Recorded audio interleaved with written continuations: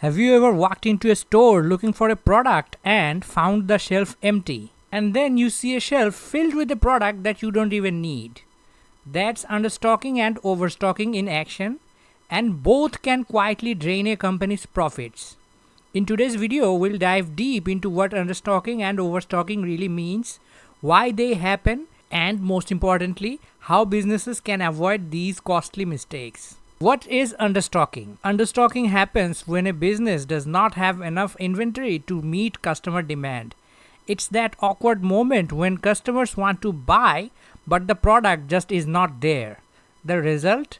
Lost sales, disappointed customers, and sometimes long-term damage to the brand reputation. The causes of understocking can be poor demand forecasting, supply chain disruptions, budget limitations, and over-reliance of just-in-time systems without backup. The consequences of understocking would be missed revenue, customers turning to competitors, increased urgency costs, rush orders, higher logistics fees, and negative brand loyalty. People are not going to stick with your brand. On the other hand, overstocking is when a business has way more inventory than it can realistically sell.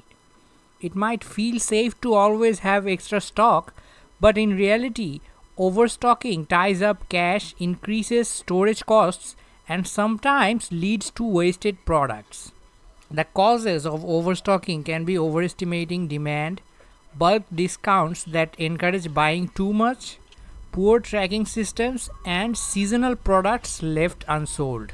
The consequences would be higher storage and handling costs, cash flow problems like money locked in unsold goods, discounts and clearance sales that reduce profit margins, and spoilage or obsolescence, especially for food, tech, or fashion. Fashion retailers often face overstocking when they misjudge a season's trend. Think of racks of winter jackets still hanging around when spring or summer rolls in. Both understocking and overstocking are costly, but in very different ways. Understocking costs would be missed opportunities, customer dissatisfaction, and market share loss. Overstocking costs would be higher operational expenses, trapped capital, markdowns, and waste. Understocking damages your revenue today.